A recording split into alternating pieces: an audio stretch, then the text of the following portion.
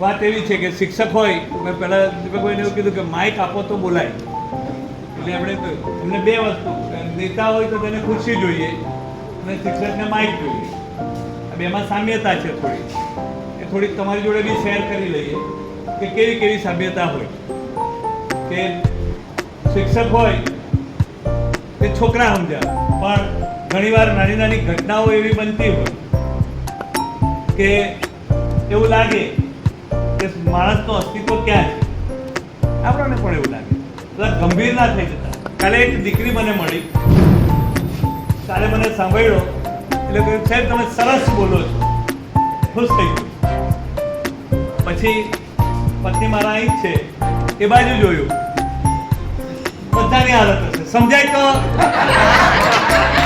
ના સમજાય, પણ જેને સમજાય તેને છે કે ઘણીવાર એવું થતું હોય કે ઘટનાઓ એવી થઈ જાય કે કોણ ક્યારે શું કહેતું હોય. બધાની પરિસ્થિતિ, જેટલા ભાઈઓ છે તે બધા મારા જેવા સશક્ત માણસો છે, એટલે જે પરિવાર સાથે છે તે વડસાહેબ બી અહીંયા છે. એટલે સ્કૂલની શરૂઆત હતી ભાઈ, અને દિવાળીની શરૂઆત થઈ, 5 દિવસ થયા. હવે સ્કૂલે જતા હતા, બાળકોને વેકેશન આપવાનું હતું.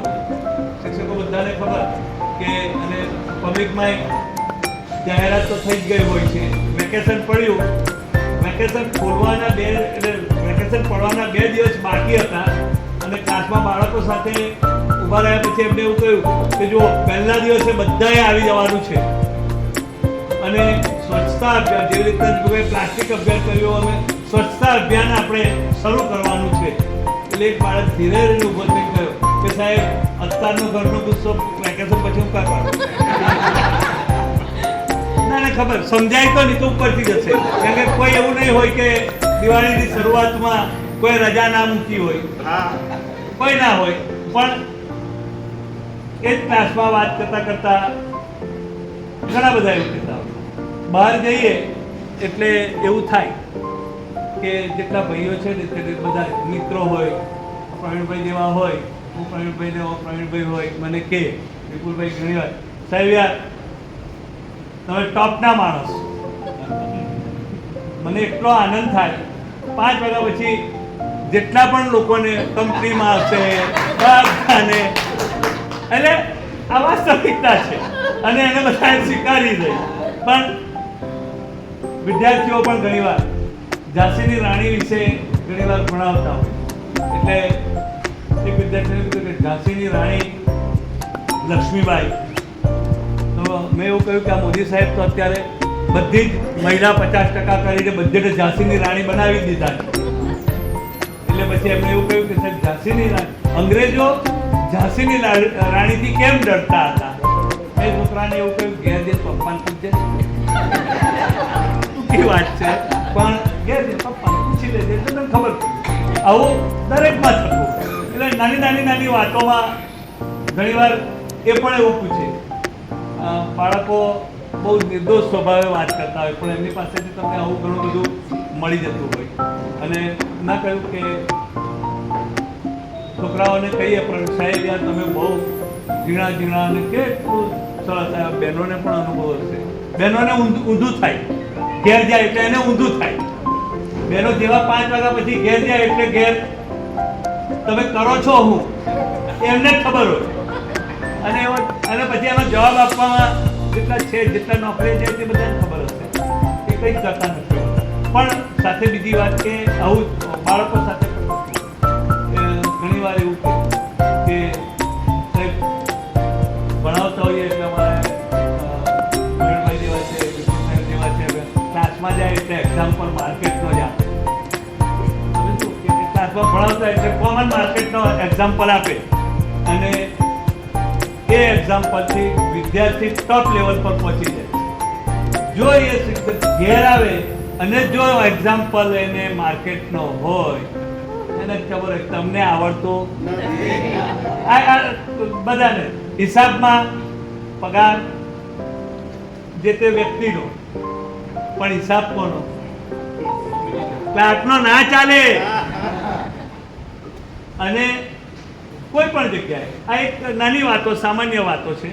અને ઘણીવાર એવું થતું હોય દીપકભાઈને કેવો પોતાનો અનુભવ બસ સ્ટેશન પર બેઠા હોઈને સાંભળ્યો એવો અનુભવ થાય. અમને શિક્ષકોને આવું ક્લાસરૂમમાં જઈએ ત્યારે વાલીઓ પણ ઘણા પ્રશ્નો કોઈ વખત ઓળ પૂછી નાખે. બેઠા હોય આવે ભણાવીએ એટલે આપણે પ્રવીણભાઈ એવું કહીએ કે છોકરાનું ધ્યાન આપો ને. આપણે કંઈક તમે થોડું ધ્યાન આપો ને સાહેબ તમારે તો મોકલું જ તો એટલે.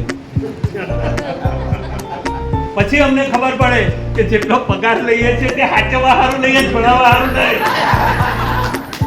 એટલે હાચવીએ છીએ.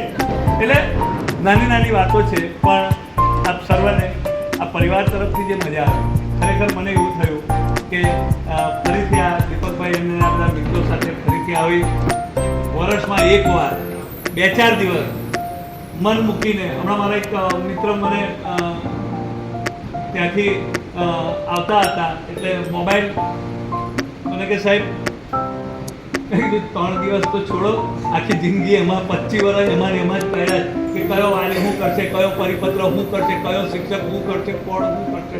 અહીં બધાને મળવાનું છે અને એ વાત કરવાની છે. તમારા બધાના જે સરકારના પરિપત્રો આ બધાના ચહેરા પર વાંચ્યા ને એક્સલન્ટ. આને અમલ કરવાની ઈચ્છા થાય. બાકી બીજું બધું તો સમજાઈ જાય. રસ્તે કોઈ મળે તો કે સાહેબ છો એટલે હવે ડર લાગે.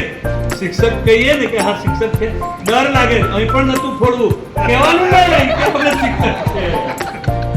હું તો હમણાં જઉં ને રિક્ષામાં બેસું એટલે કોઈ પૂછે શું છો કે પોલીસમાં માથાજી તો ના કરે. અને પેલા શિક્ષક જોવે એટલે ટપલી આપતો જાય. આપણે પેલા ભાઈ સલાહ આપતા હતા. પ્રવીણભાઈ પેલા ભાઈ કને ગયા એટલે સલાહ કે તમારે છે ને થોડુંક આવું કરો. અલા ભાઈ રવા દે ને હવે આ કરીએ 25 વર્ષથી કરે થોડો મગજ બગાડે ભાઈ એને. પણ એવું હોય કે બધાને ગમતું. પણ એમની ટીમે કીટ વહેંચી ને બધાને હું જોતો શિસ્તબદ્ધ લાઈનમાં જઈને થેન્ક યુ અને જેવું જમવાનું ટિફિન મૂક્યું એક પણ લાઈનમાં નહીં, કોઈ લાઈનમાં નહીં. તમે લેવાનું તો દીપકભાઈ બધા લાઈનમાં. આપણી વાત અને હું પણ કોઈ વચ્ચે કોઈ જોડે વાતો કરતો જોડે જીરા શકીએ લઈને નહીં કોણ જોવાનું, આપણને કોણ જોવાનું. પણ આ એક જીવનના નાના નાના અનુભવો છે મારી સાથે શેર કર્યા. પરિવાર છે એટલે શેર કર્યા. મારો પરિવાર અહીં છે, કાલનો દિવસ બસમાં કાઢવાનો છે. મેં જે કંઈ કહી નાખ્યું હોય તે તમે બધા જોડે રહેજો. Okay, thank you.